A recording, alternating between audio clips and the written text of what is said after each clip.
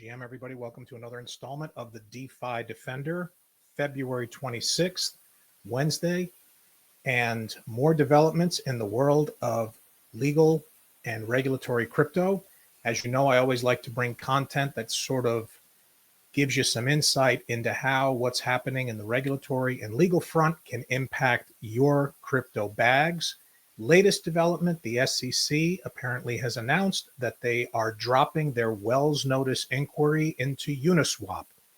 This is one in a continuing pattern where the SEC has dropped inquiries into OpenSea, UniSwap, decided to dismiss their lawsuit against Coinbase, advised that they are not going to pursue any enforcement action against Robinhood. And what we're seeing here in the sector, as far as I'm concerned, is that the SEC no longer has an appetite for going after crypto builders in the sector, crypto firms in the sector that are providing value and service to customers. Now, let's zoom out a little bit and look at the broader macro implications of this pivot in regulatory enforcement agenda at the SEC. If what I'm seeing here is correct, then what I anticipate we're going to see is a continued move towards the SEC distancing themselves from investigating platforms based on the notion that they are providing services with respect to unregistered investment contracts or securities. Now, a caveat to all of this is that does not mean that it is, as many people have characterized, crime season in the crypto sector.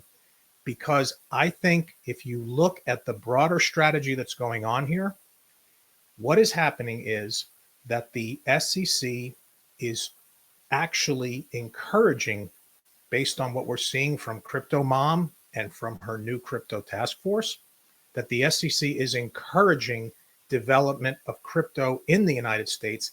However, the thing that will not be tolerated, in my opinion, is going to be outright fraud. Because if you look at it from a very broad perspective, the Trump administration is all in on crypto. They want to see crypto be adopted as a potential currency reserve. They believe in the sector and they want the United States to lead the world in crypto. The Trump family is very heavily invested in crypto with their DeFi platform and other things that they're building in the space. And a critical part of that formula for the success of crypto, not only for the United States, but for the interest of the Trump family, will be consumer adoption of crypto. And the biggest threat to consumer adoption of crypto right now is the rampant fraud in the sector, because it just doesn't give a good optic for what this technology can truly do.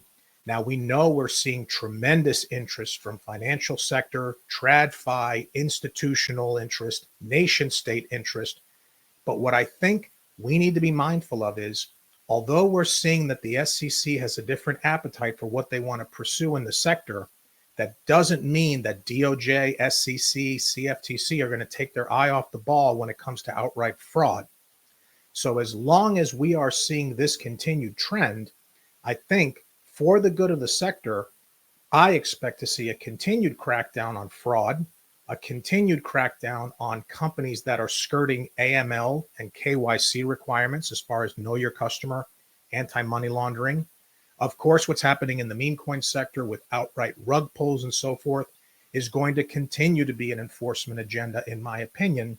And as we see this pivot from a very aggressive regulatory enforcement regime that was focused more on the Howey test and whether something is an investment contract or not, I think we're going to start to see that pivot more towards policing the space for fraud, which in the end will give consumer confidence that this sector is in fact growing in a positive direction, which is going to ultimately, in my opinion, benefit the country with respect to leading the world in crypto, benefit the sector by bringing more adoption by consumers, and hopefully benefiting your bags. Okay, I hope you enjoyed today's segment. As always, you can follow me on X at the DeFi Defender. Feel free to subscribe to my newsletter on Substack, the DeFi Defender, and I'll be back with more. Thanks, everyone.